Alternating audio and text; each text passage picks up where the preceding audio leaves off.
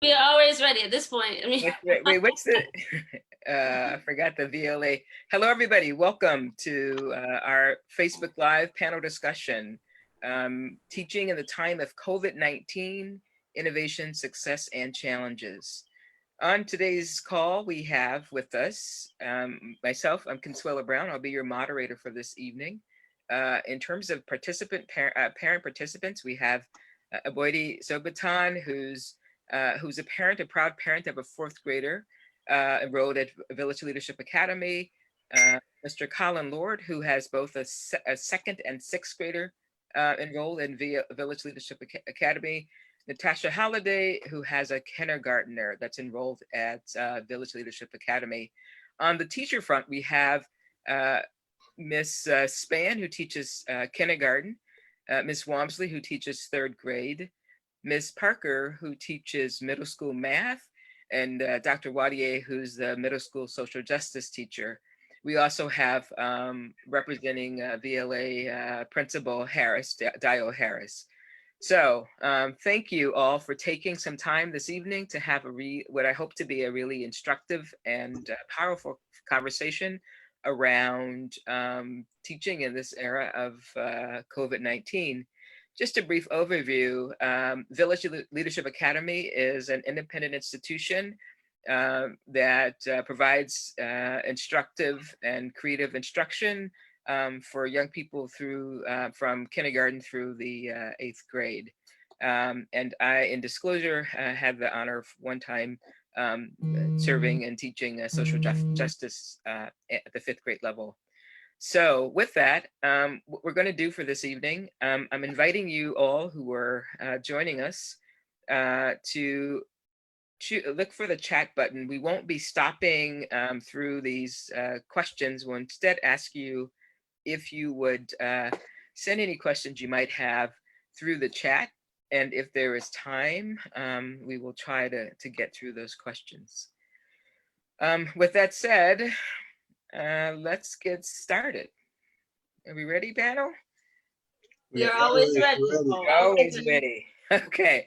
So, Principal Harris, could you just start us off by talking about VLA's initial response to the first mandated school closing? Sure.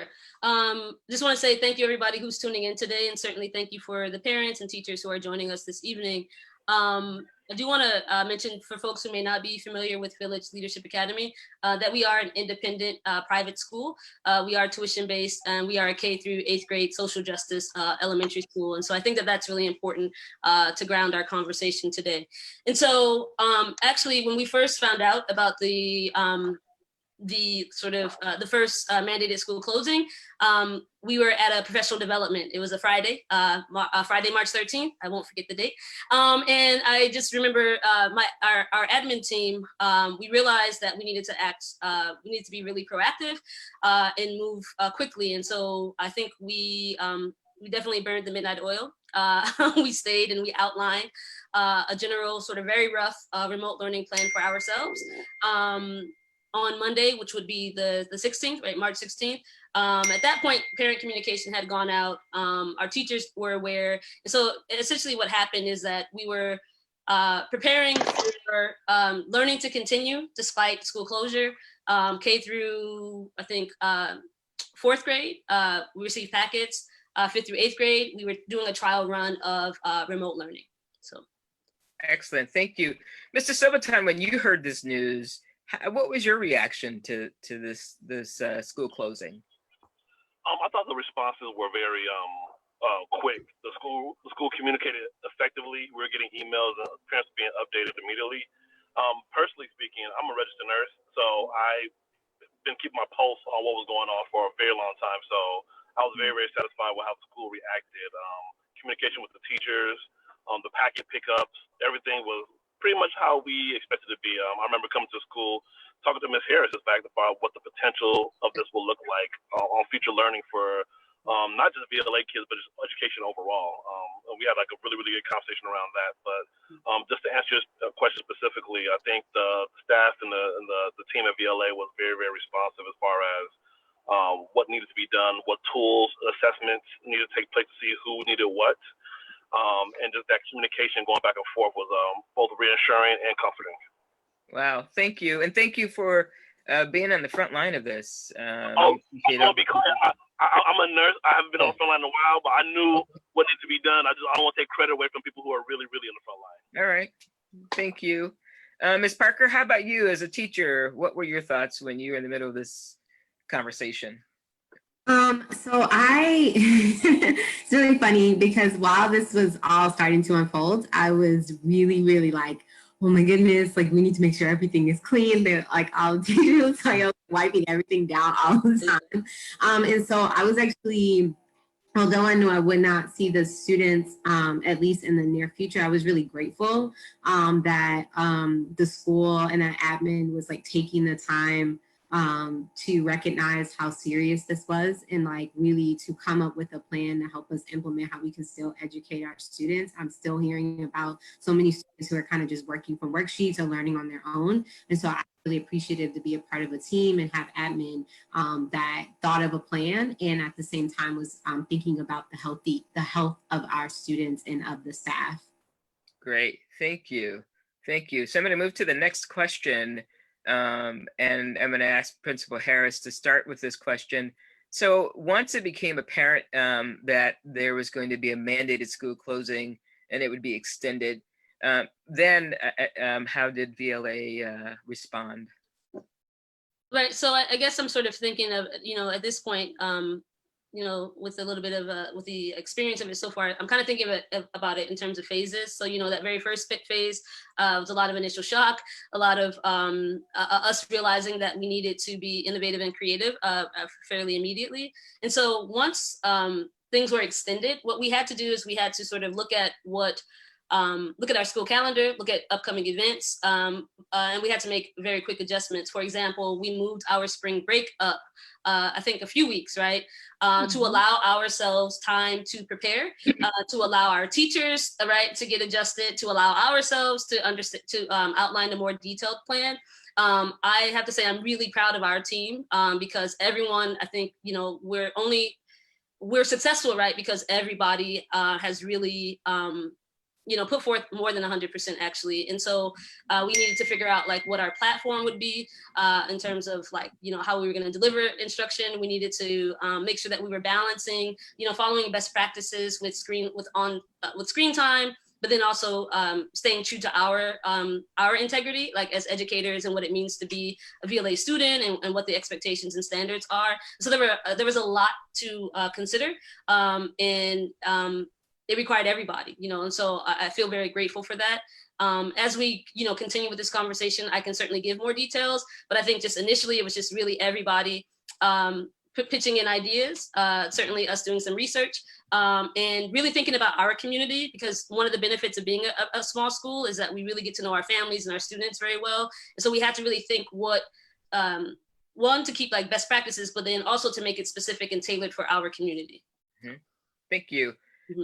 Ms. Halliday, so when you were, this was happening for you, given the circumstances, how were you relying on VLA for support and assistance? And how did VLA help you make that transition to online learning? Being that, in the process of me actually experiencing something like this for my child, and I was really looking forward to him meeting and greeting everyone in regards to his education. But with Kingston himself, my thing was to make sure that everything, I'm sorry, I'm nervous, don't get me wrong. Okay. Hold on. It's okay. Can you repeat that question one more time? How did you get Kingston? So maybe just how, as this sort of started to unfold and you realized there wasn't going to be a place where you could physically take your child, how are you, how did you adjust to that? How did you adjust to it, and how did you help Kingston adjust to that? I adjusted to it by following the guidelines of him learning, especially with how his teacher teaches. And it kind of like put me in a position where I knew that he could do it, but I was afraid because a lot of kids isn't, used to being online doing any type of work other than YouTube and, what follows along with that. But I just thank Miss Span a lot for the attention span that he do have when it comes to sitting still and learning with remote learning, because it's a very hard situation for a lot of kindergartners. And I've seen a lot that doesn't actually be in compliance to what's going on, you know? So it's a lot of structure within. I mean, as long as they ready, willing, they're gonna succeed. So I appreciate it. All right, thank you. And then, so why don't we, Ms. Walmsley, so for you, what did you do to get prepared, and how did the school work together as a collective to ensure student learning would be continued? My first thought when getting prepared was pacing. So obviously our schedule completely changed, and I knew that the way that things were being done had to change. We can't just go out of the same book, for lack of a better word, that we were before. And so how could I use the curriculum to work with remote learning as well and still keep my kids on track? I started with math. I love teaching math. I really want to inspire my students to love math as well. I see Ms. Parker celebrating my math buddy. And so I really started there with, okay, what is math going to look like? How am I going to make fractions interactive online? And then I kind of rolled from there because I figured that would be the most challenging. And it has been going really well. We as a school have access to all of our Envision's online learning. And my students have really been enjoying that and really been successful. We have a really set routine in place now for how we are learning math remotely. And again, setting the math in place, which I do believe would have been the most challenging to set up. Everything else just kind of flowed with it. And as a collective, we meet weekly. And from the very beginning, it has been, you know, teachers and admin asking questions and just everybody starting on the same playing field. What can we build that will be successful? We're starting from the ground up. Every school has something brand new. How are we going to keep the VLA standard while also being responsive for our families and creating an environment that works for our families? So right from the get-go, like Ms. Harris said, we were at a professional development when all of this was announced. Right from the very beginning, it was teachers collaborating even across grade levels. I'm taking notes from middle school's taking notes from primary teachers, and we're all figuring it out together because this is a brand new world. So we have really been meeting and collaborating often. Excellent. And Principal Harris, how have you addressed this the digital divide concerns within your learning community? Because that's a really big issue. Sure. And yes, so one of the things that we did do, I would say that there are sort of like two key words for me, at least, that have been sort of my grounding in this is innovation and compassion, right? And so we've had a lot of conversations around the digital divide, right? And equity. And so one of the things that we did is we did issue or ask that all families complete a technology needs assessment form. And so I think for the last 2 years, we've been really focused on technology integration as a school in general. And so we were able to quickly have data to know which families had access to Wi-Fi, high-speed internet, which families still needed access to computers. And so what we did, I would say fairly soon, was we distributed all of our Chromebooks to families that stated that they had a need for that. Any family that said that they didn't have high-speed internet connection, a lot of companies like Comcast, Xfinity, those were offering really reduced rates for high-speed internet, and so we were making sure that we were connecting families to resources. Another thing that we really focused on too was our schedule. And so right now our schedules, we're operating on 3 different schedules. So we have a kindergarten through 2nd grade schedule, a 3rd through 5th grade schedule, a 6th through 8th grade schedule, right? And so while we are aware of ISB's guidelines and we use them, right, we use them, but we also supplement them, right? And so we do have a pretty robust schedule, but again, the balance is there, right? We're making sure that students have breaks. We're making sure that there's movement and exercise, right? We're making sure teachers have breaks. And so, shout out to the major credit needs to be given to the parents as well. We've because we are a small school and because we are really big on communication, we've been able to respond pretty rapidly to parent concerns, suggestions. Mr. Lord, Mr. Sobaton have been two parents that have really, shared a lot of resources and given a lot of feedback. And so we take that into consideration. And so, with our schedule, when you look at it, it's really comprehensive. And I think we've done a pretty good job with that. Our students are still certainly taking reading, math, Spanish, art. We have a specific program called Grassroots Campaigns. Science is still being taught. And so, again, it's really important for us that that we're tailoring our schedule, our whole remote learning plan to the needs of our community. And are you going to talk a little bit about that later, like how you are, like whether you're going to have a full, are students having a full day of instruction, or is it chunked? How are you delivering those? Are you asking me specifically what the schedule is? I'm not sure I'm clear on the schedule. So I don't fully know. I can look on it. I don't know the schedule fully by heart, but the teachers can definitely tell you. But I mean, what basically for the kindergarten students, their classes are like 30 to 45 minutes, like long. For the older students, right? In theory, they have greater stamina, so their classes are about 45 minutes to 60 minutes. It really does depend. There are breaks in between the classes. I don't know if I'm being specific enough, but I would say teachers certainly, if you can maybe provide some details on the schedule. What your schedule looks like. I think people are interested in knowing that. Ms. Wamsley, you want to jump in there? Yes, sure. So I can speak to 3rd through 5th grade. And so in 3rd grade, we are having our whole class new learning is taking place on Mondays, Wednesdays, and Fridays. So those are the days I'm introducing new material. And that happens for 45-minute chunks 3 times a day. So I have 2 classes in the morning. They're not back to back. Students have a movement break in between. And then I have 1 class in the afternoon. Math and literacy are in the morning, super important. And then we have our writing class, our social justice class, or our grassroots campaign class in the afternoon. Then on Tuesdays and Thursdays, I also have 2 morning blocks, but they are reviews of the previous day or whatever students need.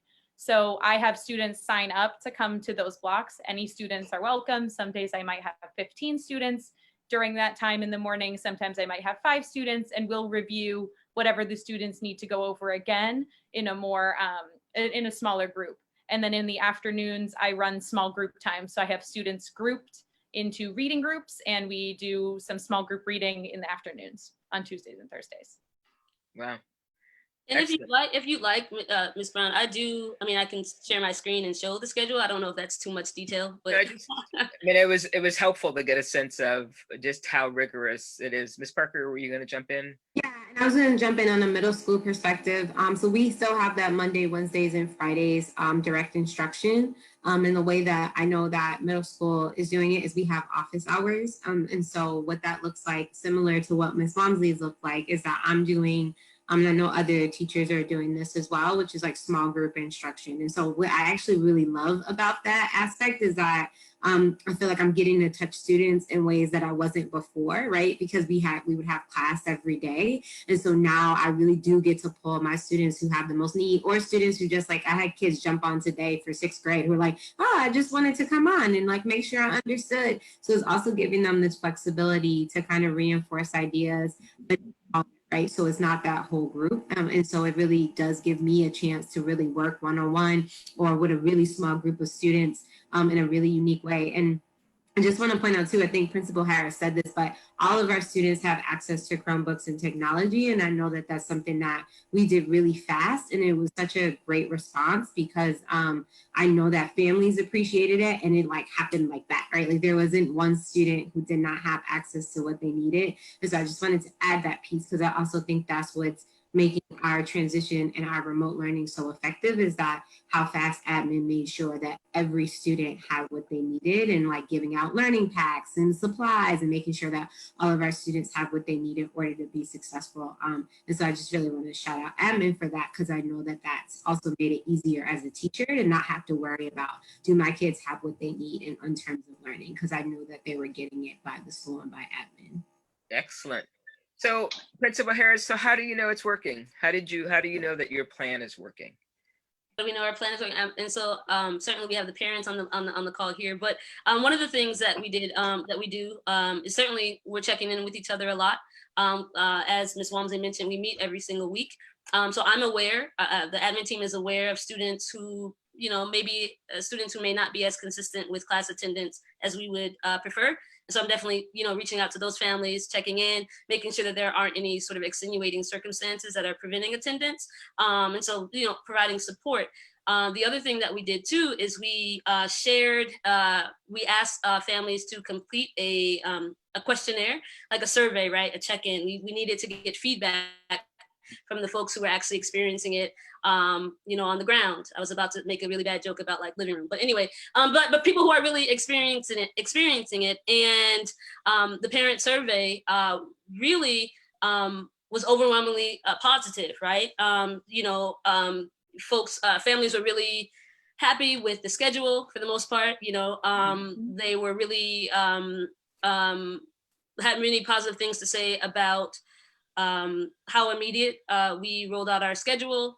They were pretty happy with student-teacher interaction, right? And so as Ms. Parker mentioned, right, there's certainly direct instruction, like whole group direct instruction still happening, and then also small group instruction.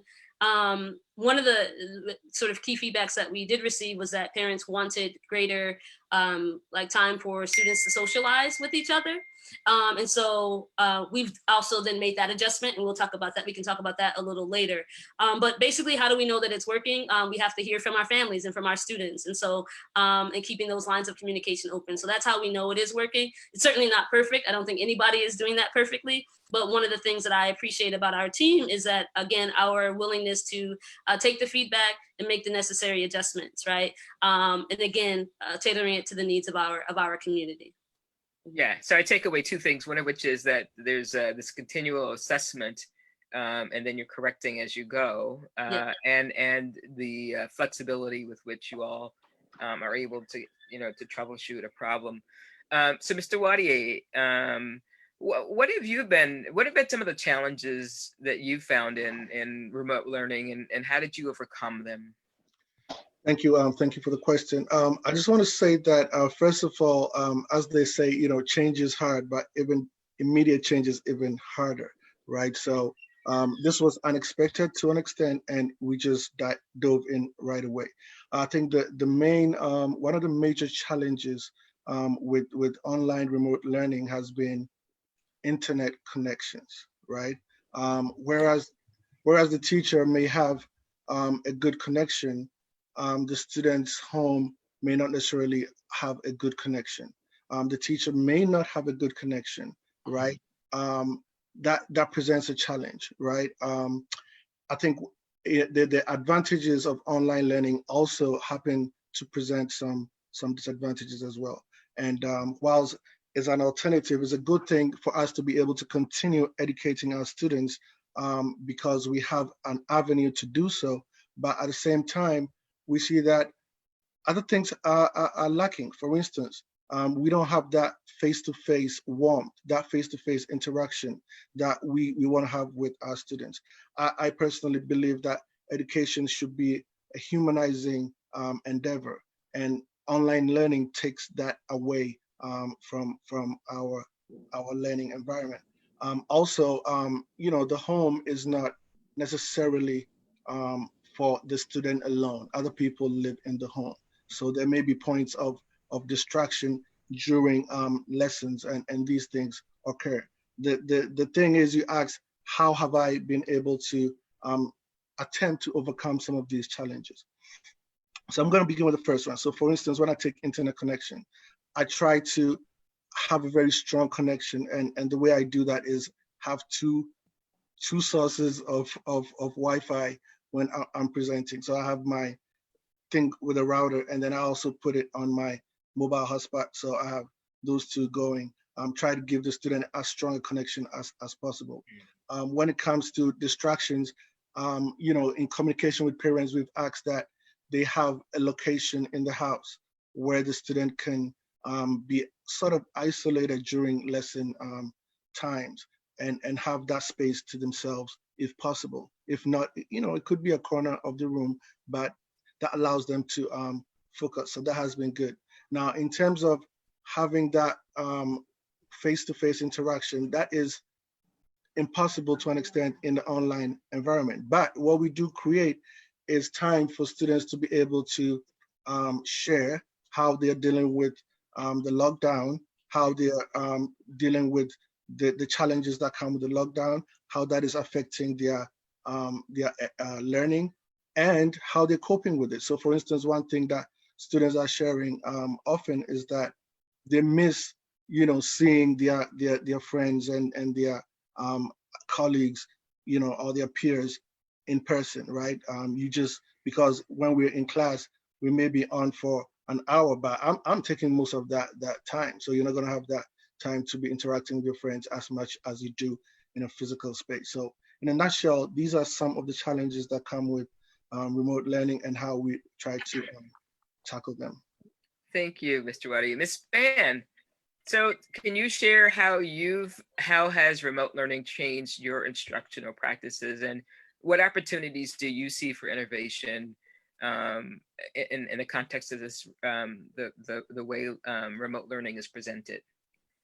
Well, it's definitely changed my outlook on technology, and how it can be stressful at times, but it's a good way for kids to learn in certain areas, especially with math.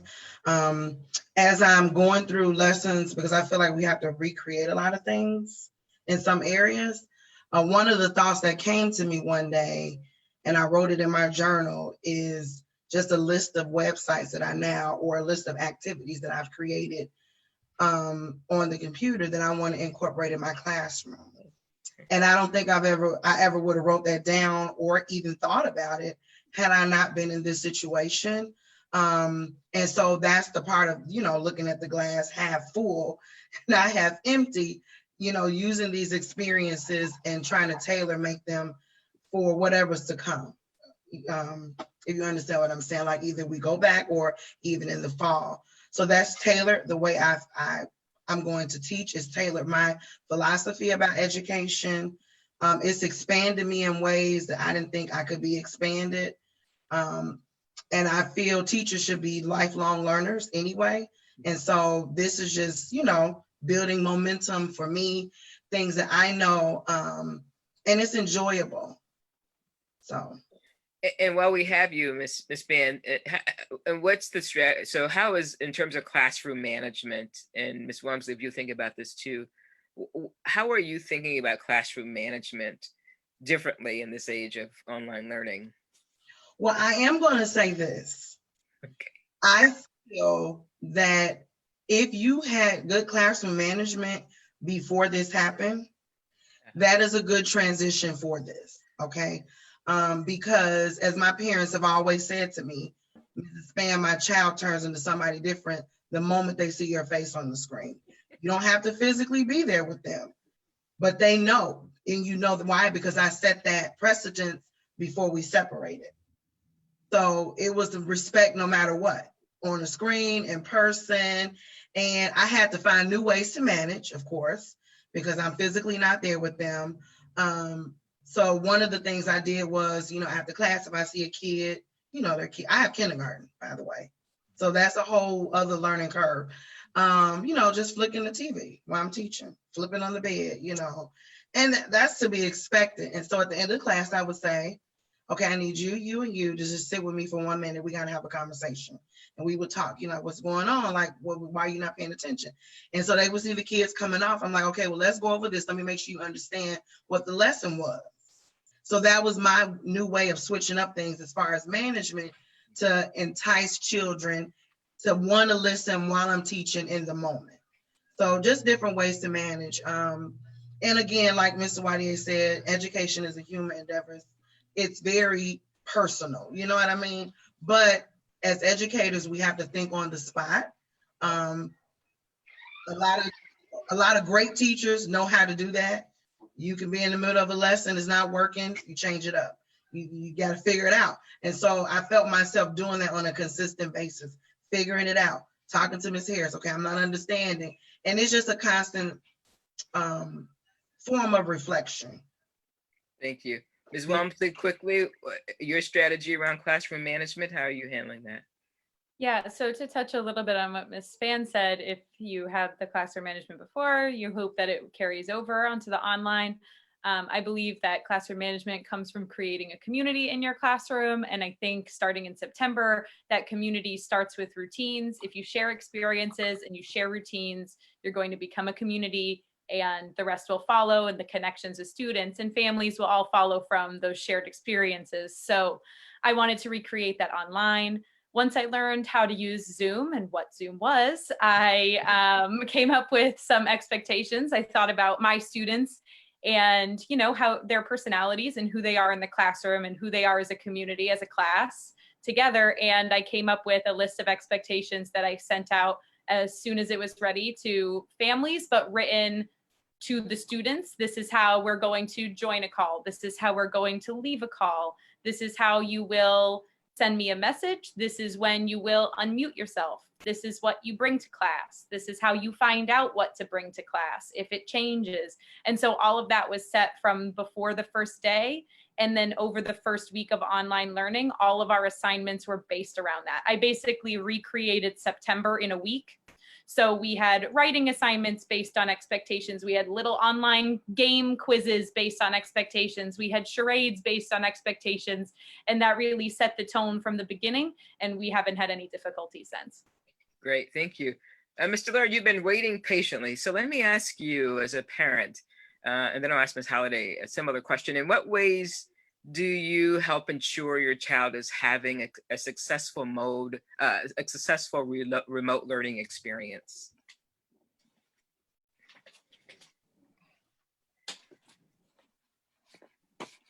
Unmute. It has to be unmuted. We are having trouble hearing you, Mr. Lord. Are you? Can you hear me now? All right. Yeah, thank you.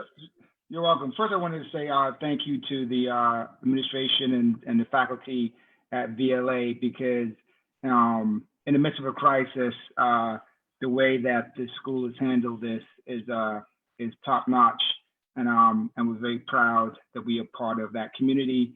And we have spent a lot of time telling all of our peers how great you've been doing, because every school's not been responding the same. So there's been a little bloating.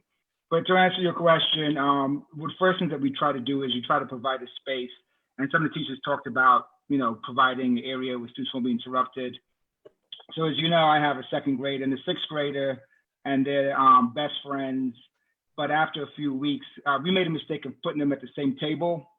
And after a few weeks, we had to revise that. So now my son, he's 12 years old. He does his classes in his room now. And Zora, who is in second grade, she has his space downstairs. But what we try to do is we've always said that we want our kids to love learning. Competency obviously is important. We want them to love the learning process. And so we try to support what VLA has been doing for the past couple of months. And so one of the things that we do more intentionally is have follow-up at the end of the day about what they've done in class. Do they need help? Do they understand? If they don't, what should they do? We've also become a lot more intentional about reading. And so we have the kids read to us during their downtime. And we've actually had some really great conversations based on the material that they've been reading. And then we've also tried to make sure that we're more intentional about movement.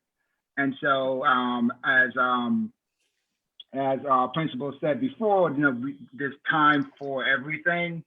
And so we try to make sure that during the times when they're supposed to be doing physical education, we take them out to ride their bikes. We did yoga last week as a family. I'm still paying for that. And me and CJ, we started jogging about a week ago. So because I also realized that there's a connection between the mind and the body, and want to make sure that as young people, they get the exercise that they need. But we've just been more intentional overall about taking every opportunity to have one of those teaching moments, and trying to support their learning in that way. Thank you. This holiday for you, I know you said that some of the transition for you has been helpful in the expectations that Ms. Spann has set for your kindergarten. So how has it changed your home environment? Dramatically, I must say. But I did designate an area for Kingston as far as in learning. It's more of a priority, basically, to make sure he's engaged and on schedule.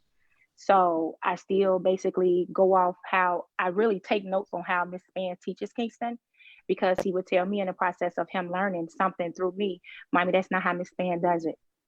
So, I have to follow her guidelines like, oh, wow, but I'm not Miss Spann. He said, but she teaches me strategy. And for him to use those words with me and understand that he's understanding her way and teaching better than mine, I give it 100%. I thank her so much. And I just had a conversation with my sister in regards to it, because they both are in the educational field, but it's a lot of kids that's not doing what it is that they're supposed to do in regards to it, because it's very hard for them to basically stay focused. Like, I love the structure. When I say the structure is 100% there, I've never seen any kids a day in my life throughout this remote learning situation, being that this pandemic had taught us a lot of things, how to basically go about, raising our kids, making sure doing that, what's more important. I've watched a lot. I've seen a lot. None of these kids are doing what our kids are doing when it comes to VLA. And I promise you, I've seen a big difference and a big change in my baby, because he was very busy. He's still at that baby stage. But when he remind himself that Miss Spann this, Miss Spann that, what Kingston Miss Spann is not in his house. Took my son just a few days ago to say, I'm gonna call Miss Spann on you. I see what works. Because it's like, I'm serious. So far, so good. And Miss Spann, I'm not just saying this. I thank you so much. I'm not just trying to toot your horn or anything. I'm just speaking realistically on the strength of, because it has taught me to basically calm down when he doesn't know anything. I have all the patience in the world for my son due to you, because he learned better with your strategy. And I'm going to stick to it. I promise you I am. I just told the principal a few weeks ago, if she could follow him throughout his whole school year, you have something special coming. We would love it. You are great. You're awesome. It's been the best thus far. I have no complaints, none in the world. And my son was actually a student of Miss Spann, so I could co-author and co-sign that. and my godchildren are also students of Miss Spann. The same thing. So that's a fact. Thank you. I love the appreciation, teacher appreciation. Bravo. Yes. And we still have your gift. I apologize, but yeah. Thank sitting you. right here in my face. Thank you. So I just so we've got we're at about 6:40. I've got a few more questions. So about a half an hour more of questions. I'd love the love. I know that Mr. Wadier and I think to some point Mr. Lord was raising this question, and I think Principal Harris, you alluded to this fact that from your checking in of parents, social interaction is really still important. And it's not something I think intuitively we would think to do in a remote learning context. So tell us a little bit more about how you took that feedback and how you created opportunities for there to be social interaction in this process. Sure. So once we, once families completed the survey, we certainly, as an admin team, took a look at it, saw what the trends were, where the strengths were in our program, and where the areas of opportunity were. And, we're meeting with staff at least once per week. I'm certainly communicating with staff much more than that, more frequently than that. But, we come together as a collective at least once per week. And so we shared the data, right, with staff. And that piece around social interaction, right, I think the way that we posed it on our staff agenda was I think we said, how can we bring greater joy to the remote learning experience? Was that the question? You all, I think, yeah. How can we bring more joy to the experience, right? Because we all understand as educators, like it's about building relationships with our students, right? It's about trust. It's about positive learner identity. And it's also about, like Mrs. Span said, also being a life, consistently learning and perfecting your craft. And so we came together and we brainstormed and we had, some ideas, meaning like Tuesdays and Thursdays. Most teachers are doing like small group instruction or holding office hours. But that's also an opportunity to check in with students as well. I think every single teacher at VLA started off with that and continues to pivot around that. If you want to check in with your students to see how they're doing, right? We know the stresses that the pandemic is causing for us as adults. And we don't forget also that students, whoever is texting, yes. We also don't forget that students are also being impacted by this. And so it's really important that we create the space, even though we are distant, but, to create the space to speak about feelings. In our parent communications, we've also, and thank you, Mr. Lord, who shared a lot of resources, provided resources for families to engage in conversations with their students around the pandemic. So I'm going to go back to this question of joy in the remote learning experience. Teachers have done things like having ice cream socials, right? And so we're pretty good about posting that on our social media pages. Teachers have done, they've done like exercise, like videos together. Right now we're in the middle of our Spirit Week, and so if you haven't gone to our Facebook page, check it out. Today is Throwback Thursday. You can see a lot of our baby pictures. And so, and parents and students have really been highly engaged in this. And I think also as teachers, when it's time to sort of like read the room, take a break, right? Sometimes the kindergarten teachers call it a brain break, right? You take a break and you check in. And in the same way, we've had to check in with each other as well, right? Because again, we're building relationships and you never want to assume that everybody is okay, right? And so again, leading with compassion and remembering that. And so, teachers, how are, sorry, I don't want to take over, Consuelo, but how are you all bringing more joy to the remote learning experience? I think, well, one of the things with kindergarten is something me and Ms. Spikes talk about. They just want to talk to you. They just want to have a conversation, not about learning. And so I have to take time out after each lesson and just listen to them. They show me a toy. They want to talk to me about a book. And I think that connection, because they would do that to me in the classroom. Miss Man, I bought a toy, I do that. You just got to build that into your day and not be so like, oh, this is what I have to do. But don't forget, like they're little, humans and they miss you. You are a big part of their life. They're with you 8 hours a day. And so for you to be out of their environment like that can be a bit traumatic. So I think, as Ms. Harris was saying, taking that time out to bring joy, to do green parties. I don't know how we were going to do it, but we did it. They all wore green t-shirts. They did talent shows. I mean, parents were emailing me left and right. Oh my God, we ate lunch together. Just little things that you think is kind of like, it's a big thing when it's a time like this. So, anybody else? Ms. Parker, you want to jump in? Yeah. So I really believe in having fun in the classroom as much as I'm like, we're gonna get stuff done. I'm very regimented, but I also like to have fun. And so a couple of things that I've done is I have done raffles. So I don't do raffles every week. I do every other week. And so raffles are for students who are like showing up on time, who are engaging like really well and like doing really awesome. I pull raffles and my students have gone crazy over the raffles. Like they'll be like, oh, what's gonna happen? I themed one for, I'm a nerd, I'm a sci-fi nerd. And so I themed one for Star Wars and was not expecting for them to be that engaged. They were super excited because I was like, the prize is gonna be something Star Wars related. Doing raffles on Saturday. So last Saturday I did it and I'm doing it this Saturday. It's called Baking with Parker. I really love to bake. And so I wanted to open that space up to my students and the families. And so Thanks, Sister Laura. Yes, the Lords are on. It was so much fun.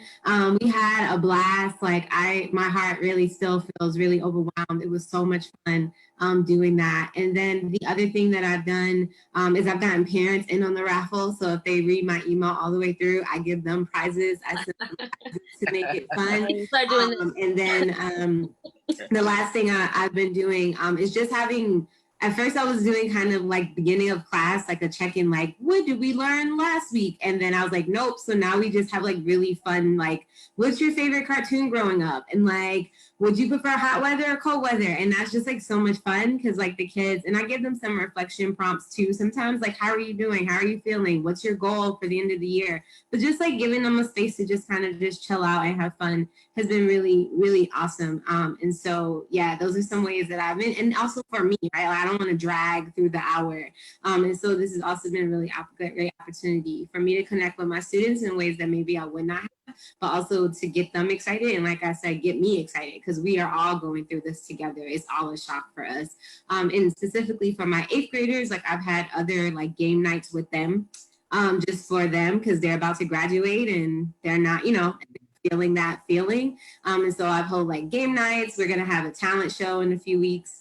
So just doing small things with them like that to make them still feel like they're being celebrated and feeling like they're getting that time together that maybe they feel like they've lost. Thank you. Ms. Wormsley, did you want to just finish this off, this question? Sure. Hard to follow, Ms. Parker. That sounds super fun. All of those ideas are awesome. I actually, speaking of a couple weeks ago during one of our meetings, and I started doing it with my class as well. Students get raffle tickets for every completed assignment. So at the end of the week, they all are in the jar. It's become a very big deal to get the raffle prizes. I have students sending me pictures of them with the raffle prizes, holding them up, getting the other students excited. We also do daily check-ins, which has been a big thing, called peaks and valleys. It's peaks being high points of their life, of the day, of the weekend, whatever that may be, and then valleys being a low point, because I really have tried to instill in my students that it's okay to share things that maybe aren't going so great for you, and to seek out help from your community, from your class, from me, your teacher, with those things that you're not feeling so great about. And that was something that we did in our classroom, but something that we're continuing on Zoom as well, on our online learning, because things are not so great and there's a lot going on, and you're 8 years old and it's hard to process. So we kind of have chats like that every afternoon. Awesome. I miss VLA. We miss you too. We miss you. Love it. So have there been any school-wide events that have been impacted by this and you're trying to bring them? So you're talking about, we just missed Teacher Appreciation Week. Oh, we didn't miss it. Oh, you didn't miss a beat? We celebrated. You celebrated. So have there been anything that you've had to you weren't able to do? Are you doing school-wide assemblies or anything like? Our annual spring performance that I was working so feverishly on. that we have every year. So that's obviously canceled. I know the students were supposed to travel to Rwanda this year. And that was a real big bummer that they couldn't fulfill that trip. So yeah. So we have a World Scholars Program, right? And every single year we are fortunate enough to take about 20 students on an international trip. They take a class called the World Scholars class. You can think of it as an elective. And so they spend a year really learning a comprehensive social, political, economic, and cultural history of the country. And then the culminating event is to travel. And so we definitely had students who can, tell you a lot about Rwanda right now. But that is something that we've had to postpone. The other events, so to the best of our ability, we're trying to make the adjustment when we can. So I want to really send a special thank you to all the families who made our teachers feel valued and appreciated during Teacher Appreciation Week. I mean, we've been doing periodic supply pickups for families. And so, and we're following all of the CDC guidelines. We're, 6 feet apart, we're wearing our masks, but we also understand that some of our students still need supplies. And so we distributed these really wonderful supply learner kits. And on that same time, it's during Teacher Appreciation Week. So families were able to come pick up supplies and then also drop off gifts for teachers. And I mean, yeah, really thoughtful gifts, cards, pecan pie. Someone had a whole pie, so, gift no cards. And I pressure. think, that really went a long way. Like I said earlier, we're doing Spirit Week. If you didn't see Miss Walmsley's video, please look on our Facebook page and check her out doing the 2C slide. Monday was Make a Meal Monday. And so we had, all of these families, submitting pictures and, creating a meal via Zoom, right, with their teachers. Today, like I said earlier, is Throwback Thursday. Yesterday was like What You Reading Wednesday. And so really trying to be as interactive as possible. We did parent-teacher conferences for the very first time, remotely. And, when parents, again, they sign up for the conferences, and we had a really high percentage rate of attendance, right? And I was really surprised because folks were given the opportunity to either pick a Zoom meeting or a teleconference, which is always an option. The teleconference is always an option. And the vast majority of the parents wanted to do the Zoom meeting. And so I was like, that's interesting. And so those went really well. And then, as Ms. Parker said, we do have 8th graders who are graduating. And right now we're working really hard with trying to make the event as celebratory as possible, right? It will be held virtually, but we're going to put our VLA style on it. We always say VLA style to make it, a memorable event for our students. So. Wow, I love it. Miss Halliday, did you want to say anything? Are you okay? I have a couple of things to say in regards to this remote learning. I know in the near future, which, anything that you can predict is literally like unpredictable to me. So, however, I definitely want to state that I think I can get used to it. But personally, as far as for my son, personally, face-to-face probably would be a bit, challenging for him as well. But with this remote situation, coming from a kindergartner leading into 1st grade, I literally want him to be a part of his teacher. So let's hope and pray that this shall pass us really soon so they can get back in the field of learning like in person. But as far as in how I want things to go right now, which is so unfortunate that we have to deal with what we're dealing with at the moment, I just want the best for Kingston. And I think from this day forward, literally even before this day, being that he's a part of VLA, I want him to literally come out of that school of 8th grade because I love how it's just structured. Like even with, and I have to speak on Miss Span again, because I watched these children raise their hands at home. Can I go to the bathroom? May I do this? May I do that? As if, they're literally sitting in front of her. That's just the respect that she has amongst those children. And it's great to see because I get people who come to my house while my baby, which is a sibling, because not outsiders come, and be like, did that boy just say that? Or did them kids just say that? Wow, that's cool. These kids not doing that. And I promise you, I love every bit of it. It's like the best thus far right now. I'm honest with you about the whole overall situation. That's why I tell a lot of parents who kids not, and I'm not using a private school for example, but kids who's not challenged like our kids are, they tend to feel like, I got to better my situation and get where I need to be because they're doing what they're supposed to do. And a lot of parents feeling like left out because these kids not doing what they're supposed to do at home. They only getting an hour to hour and 30 minutes with CPS and CICSs, And I tell them they have a whole day. And can I add on that a little bit too? I think also as a parent, and I know me and Ms. Harrison talked about this. This is, I think Mrs. Span also talked about this, how this kind of made her look at other resources.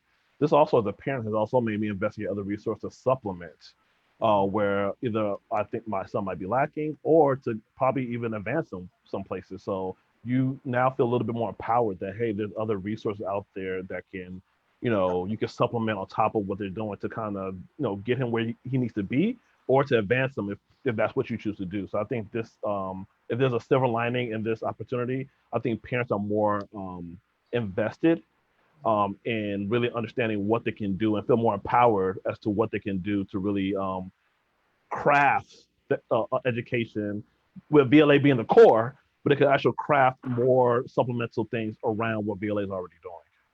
If I can give some examples, so because we don't have the commute time, that is nearly an hour there that we got back, and a lot of the programming that my kids did, they aren't doing anymore because of the pandemic.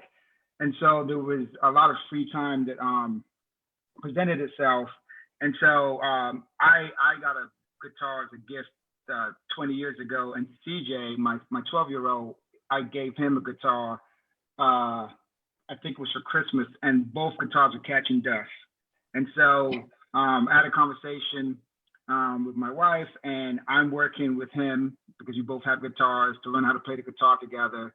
And I pulled out the keyboard that was in the back of the closet for the past 5 years, and Zora is learning how to play the keyboard. And so, and with this extra time, you have the ability to do things. And, I just want to also say that, when I saw Miss Parker baking this past weekend and had my wife and both my kids in the kitchen, it was the most heartwarming thing, because while we know that VLA can take care of the academic piece, there's that incredibly important social piece that our kids need also. And they were in such a good mood, and the brownies were amazing. I ran through those things in a couple of days.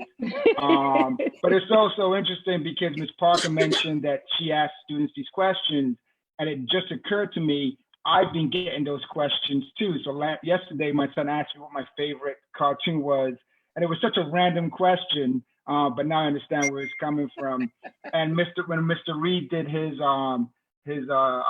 dessert party, where he asked all the kids to bring a baby picture and their own dessert, I could hear my daughter on the call. And interestingly enough, her voice was a lot louder and a lot more animated during the dessert party than it has been during this school year. And as parents, we try our best, and we all love our kids, but it's just really nice to see them have the opportunity to connect with their peers and with their teachers in spite of the pandemic. So again, kudos to VLA for making a grown man cry. Thanks.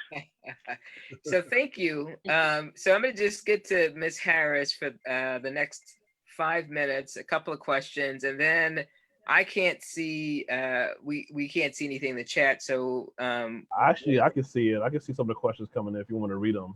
Okay, let me just ask before we do that, Mr. Silverton, let me just ask Ms. Harris.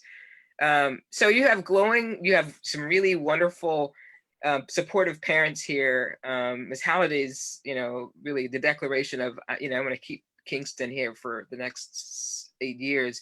So how do families get connected to VLA? Oh, yes. A great question. And also just want to say in general, we have really, a high level of parent engagement. So the folks here on this call are definitely representing the larger community. So who I know are probably watching us. So again, we value and appreciate you. In terms of staying connected with VLA, like many schools, right, we're still unsure if we will be offering on-site programming in the fall. That would be our preference. But in terms of staying connected with us, right, we are definitely in the middle of a recruitment period. Ms. Henderson, who is our Director of Student Affairs, has been running these really wonderful virtual information sessions like many schools, right? And so that's certainly one way. You can take I was about to call it a virtual tour, but it's really not a tour. It's an info session. And so that's one way. So you can find, you can learn more about our programming. We do have a summer program as well. We call it the Chicago Explorers Summer Camp. And so, exploration is going to look a little different this summer, but we're going to still make it as interactive and as engaging as possible. And that is it's a 7-week summer program. We will definitely be offering, reading and math enrichment. We do that every summer, but I think we're going to certainly be more mindful of potential, I don't want to I think students are definitely still learning. So I don't want to say that students aren't learning. I don't want to call it mislearning opportunities because there's a lot happening, but we definitely want to make sure that we are strengthening any areas that might need to be, supported further. In the summer, we're still going to offer arts, dance, We usually have a culinary component as well. And so we are still in the process of figuring that out. We are asking parents to help us with that. So, right, again, we have a really wonderful parent community. So I don't want to say that students aren't learning. Yeah, go ahead. We have a really wonderful parent community Sorry. who's been offering us feedback, right, and suggestions on what they want that to look like. And to be honest, like we have families who are really asking that we have like a 6-hour camp day, so that's a testament, Yeah. But we're still figuring that out. And then certainly for the fall, if it happens that we are going to be remote, I have full confidence that we will figure that out as a community. And again, that we will make sure that we're still holding ourselves to our high expectations for our community. So we're on social media, there's Facebook, there's Instagram, there's many ways to stay connected to Village Leadership Academy. And our website, of course, right? So www.vlacademy.org. And I apologize, I was trying to get the questions, but I'm gonna, so I am gonna stop us here. It's at 7 o'clock. We're gonna just take 10 more minutes, if that's okay. Sure. And just field questions that people have as they listen to this. Mr. Sobotan, it sounds like you have access to some of those questions. I cannot see them, so, but you're muted, so we need to get you unmuted. Oh, sorry, that was me. I should know better by now. There's a question here was asking about some of the resources. Let me see. Maybe some of the teachers can share links to teacher resources on this thread for students in other schools. Yeah, is that possible? Is there, for the teachers, maybe Mr. Wadier will start perhaps just very quickly. Is there one particular resource that you draw on more often for your social justice classes that might be helpful for people on the line? On this? Absolutely. So the first one that I would like to highlight is the Young People's History of the United States by Howard Zinn, and it has an accompanying website as well that you just put Zinn Young People in Google and it will pull up that website. Tons of resources over there. There's another called Teaching Tolerance, which is more like, it also has a lot of information, but also, teaching about the ethical component in education. One that I particularly also like is iCivics, which highlights, history and civics of the United States for the students. And then of course we have Ronald Takaki's book as well, which is also accompanied by a website that we can get resources from. So in a nutshell, these are a few that we can pull from. Ms. Harris, are you gonna, or should I ask one of the teachers? No, I'm sorry. That was me doing something on the screen. No. Ms. Spann, you've kindergarten. So any suggestion, anything, do you have a go-to couple of resources that I know you said you're gonna incorporate them now, like you're learning and gonna incorporate some of these things. Is there any go-tos that you would recommend people access? Definitely for parents. I actually do a seminar called Learning Made Fun at Home for kindergartners, and not a lot of website based, but now that I built that up, I would say A to Z Learning is one of the good websites to use. I talk to my parents about that, and I give specific levels of where kids should be, and I tell parents go ahead and use these books. But one thing for kindergarten parents and for preschool parents is basically making sure kids knows their alphabet sounds and sight words. Basic addition. I mean, those things sound simplistic, but it's the foundation where we depend on that to build. So easily you can build a word wall in your home. If you just Google word wall, I tell parents put it in their bedroom. As they get to know words, use Post-it notes and have them read them at night and create that learning environment in their room. Paste things around the house in Spanish and in English. That's another way to keep kids fluent in their Spanish. These are just small things, but they're actually very helpful in the long run. Basic number sense, addition, subtraction, making flashcards, having the kids actually create their own flashcards and playing math games. Very simple stuff, doesn't cost a lot of money, but it's very powerful. especially again, if you got 4-year-olds to about 6-year-olds, this stuff is awesome. Thank you. It sounds like we need a life-size cutout of you that we need to put in the hallways for people. Absolutely. Ms. Harris, could it be that if people want, like after this live stream, if they wanted to contact you, would that be okay? They could just reach out to you for. Sure.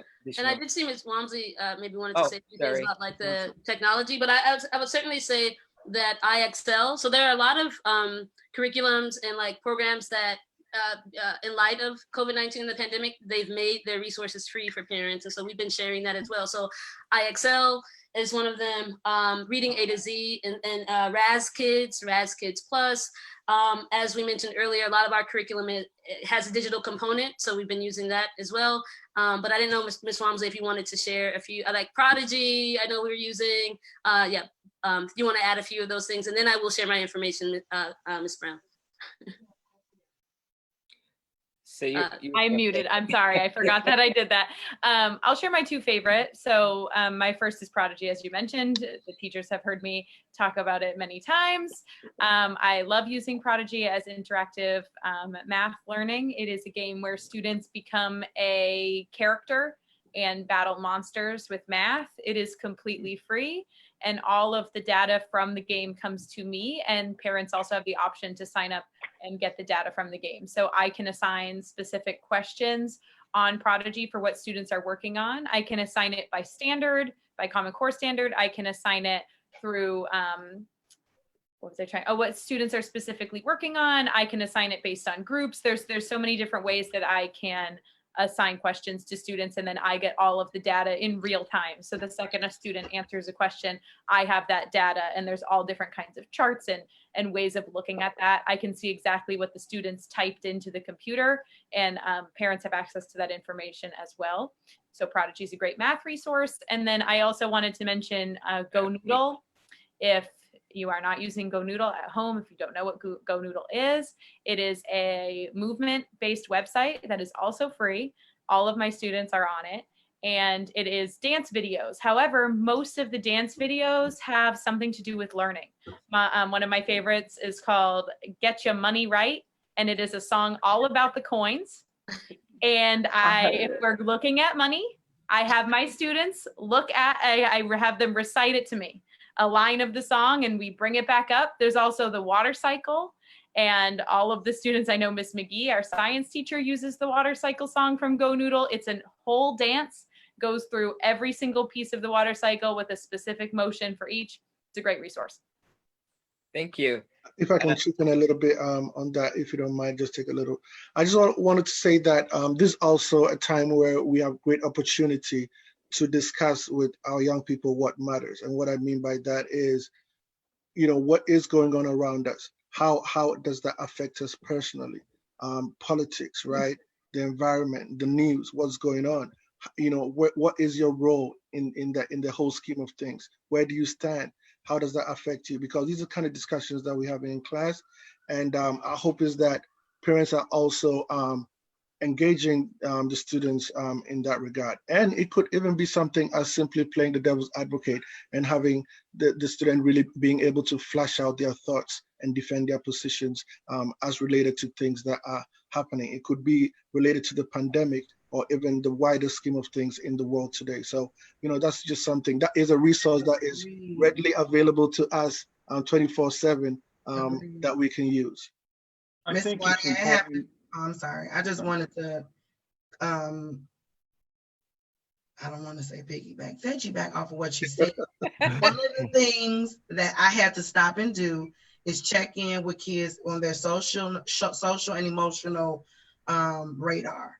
Because even though I'm not a psychologist, I can't ignore that kids are getting antsy in the house. And a simple way to make a connection with your child is something that I already tell parents to do, is have them keep a journal. Ask them questions about how they feel. Don't ignore that they know it's something wrong. So me getting on every day talking about math and literacy basically is ignoring what's going on, and that's not okay. So what I did was I changed my writing block into a check-in. our PIES check-in that we did in class, like physically, emotionally, spirit. I'm like, yeah, I gotta still check in with them because I can't, because we don't have that much time. You try to teach. So what I did for writing was, okay, how do you feel about the pandemic? Or what are your thoughts about face masks? Or what do you feel like, not being in school? And so we were able to have a real conversation around that. So I use that, and that's something parents can do too at home. Have them write about it. Thank you, Ms. Span. So we've got 5 more minutes.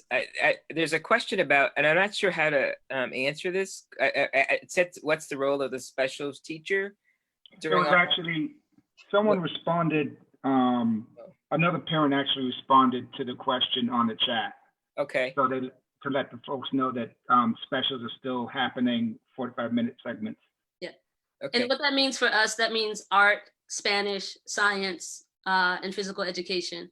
So as mentioned earlier, those are still key components of our curriculum, even during remote learning. So the two questions. Sorry, go ahead, Mr. Lord. I was going to respond to what Dr. Wadier said. We need to remember that for our kids, this is probably one of the, if not the most significant events in their life. And chances are it will be one of the most significant events in their lives. And I think it's, that being the case, I think it's important to have a conversation, a developmentally appropriate conversation with our kids about what's going on, so they understand. And then there's a lot of misinformation out there too. So I think it's even more important for that reason, so they understand that everything's gonna be okay. We're gonna figure this out, and to provide context so that they know that, this isn't the first time that us as a society or community or what have you has had to traverse some pretty significant obstacles.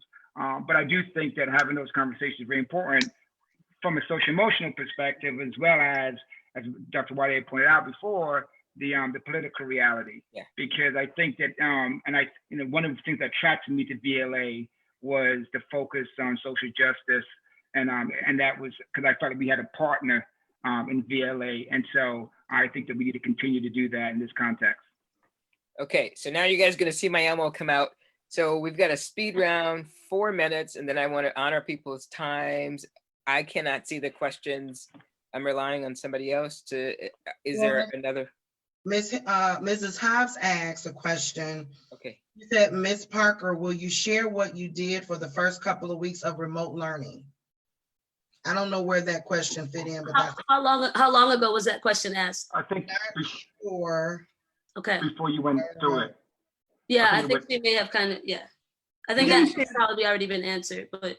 I can share. I think she's talking specifically about math and what I did with students to remediate. So one of the things that I saw as an opportunity and was looking for this opportunity, and I'm not the first math teacher who's done it.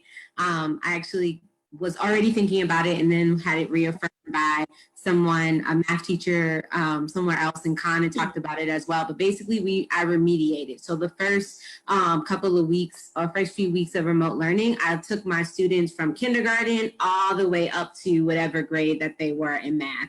And so that was me figuring out and really figuring out where my students' foundations were and really helping them and practice them developing those skills, because there are times there are gaps. Sometimes we don't get through all the things that you need to get through. And so I just used the Khan Academy website, and I had students start from kindergarten, and they made their way to the grade that they're currently in, right? And on days where I saw that students needed support, whether if it was whole group, like where fractions, I would do whole group instruction, or I would do one-on-ones where I would meet with students where I felt like they needed the support and where the gaps were.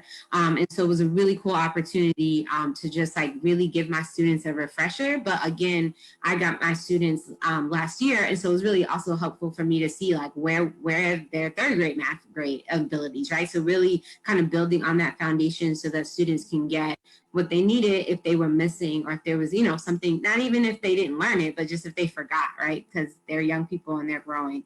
And so that's how I approached math, so that by the time we got back into the curriculum, students felt comfortable with fractions, with all of the previous concepts. Thank you. last question, and then we're going to wrap it up. Is there one burning question that somebody has seen that we should throw out?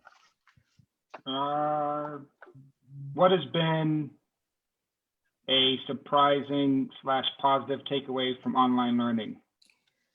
So before we do that, can we, I'm going to ask you all to think about that in four words or less. And I'm wondering if that's the way we can close it. Can I actually make a suggestion? Can we, and I kind of wrote it down. Can we close it with our teacher affirmation? Is that okay, Ms. Brown? Oh, okay. All right.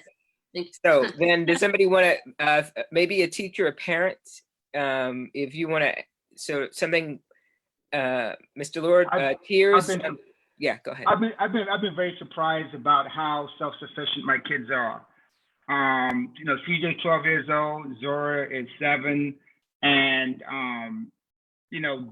the academic part of the day, it's hands off. They know how to zoom in, what time to do it, and again, I think a lot of that has to do with the experience they've had at VLA in the classroom for the past several years. So thank you. Ms. Span, you want a surprise that's come out of all this that you want to throw out? And then we'll end with teacher affirmations. I was surprised that I was as dedicated to my GRC as I was.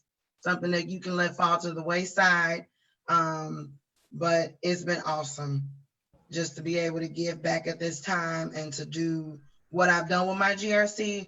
So I feel actually proud of myself. I feel invigorated, and I feel like I can keep going. I was scared in the beginning, but I feel like, and most importantly, I feel like my kids are learning. So thank you. So a GRC is a grassroots campaign. Grassroots campaign. Mm-hmm. And each year, each class takes on an issue, and it's to teach them how to research, how to engage elected officials, how to solve problems. Some really cool things have come out of that. So I promise to be out of here. It's 7:16. There's a particular way that you want to close. I want to say thank you.